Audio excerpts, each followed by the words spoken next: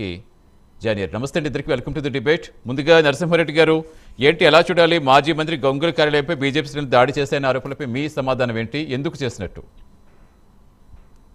నమస్కారం అండి. నమస్తే, చెప్పండి. నరసింహారెడ్డి గారు మాట్లాడండి. చెప్పండి. మళ్ళీ ఒకసారి క్వశ్చన్ రిపీట్ చేయడం. మాజీ మంత్రి గంగుల ఆఫీస్పై బీజేపీ శ్రేణులు ఎందుకు దాడి చేస్తాయి?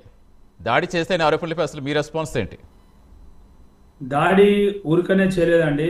మనము అక్కడ పాడి కౌశిక్ రెడ్డి గారి ఇంటర్వ్యూ చూస్తే, దమ్ము ఉంటే, ధైర్యం ఉంటే మీరు ఏం చేశారు? ఒక హుందాగా ఉండవలసిన ఎమ్మెల్యే దమ్ములు ధైర్యాలు, నువ్వు మొగోడివి, ఈ మాటలు మాట్లాడాల్సిన పద్ధతి కాదని మన సభ్య సమాజాన్ని అందరికీ తెలుసు. పాడి కౌశిక్ రెడ్డి గారు ఒకసారి కాదు, గతంలో కూడా ఇలా చాలా అన్పార్లమెంటరీగా మాట్లాడిన చాలా సన్నివేశాలు కూడా మనం చూడడం జరిగింది. ఆయన ఎలక్షన్లో ఎట్లా గెలిచిండో కూడా మనం చూసినాం. వాళ్ళ పాపని వాళ్ళ భార్యను పెట్టుకొని కూడా ఏడ్చుకుంటా మనం అన్ని చూసినాం. సో మనం చెప్పేది కూడా ఏంటంటే, ఒక హుందాగా, ఒక పద్ధతిగా, ఒక సభ్య సమాజం మెచ్చే తీరుగా మాట్లాడితే ఇలాంటి దాడులు కూడా జరిగాయి.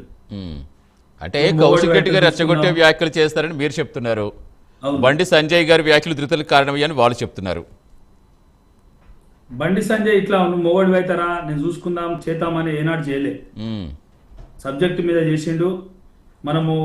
నేను కూడా చూసిన, ఆయన కేటీఆర్ అది చేసిండు, ఇది చేసిండు, లేకుంటే కేసీఆర్ చేసిన అన్నాడు. కరీంనగర్ మున్సిపల్ కార్పొరేషన్లో వచ్చిన సీట్లే కేసీఆర్ కేటీఆర్ ఏం చేసిన అనేది దానికి సమాధానం. ఇవాళ టీఆర్ఎస్కి కాకపోతే బీఆర్ఎస్కి, ఇవాళ ఉన్న బీఆర్ఎస్కి ఎన్ని సీట్లు వచ్చినాయి అనేది వాళ్ళు తెలుసుకోవాలి. అంతే కదండి.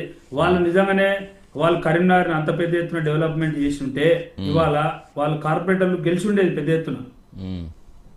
ఇవాళ వాళ్ళకు వచ్చిన కార్పొరేటర్లు నామ మాత్రమే. బండి సంజయ్ డెవలప్మెంట్ చేసింది కాబట్టి బీజేపీకి పట్టం కట్టింది అని ఇది ప్రజలందరికీ తెలుసు.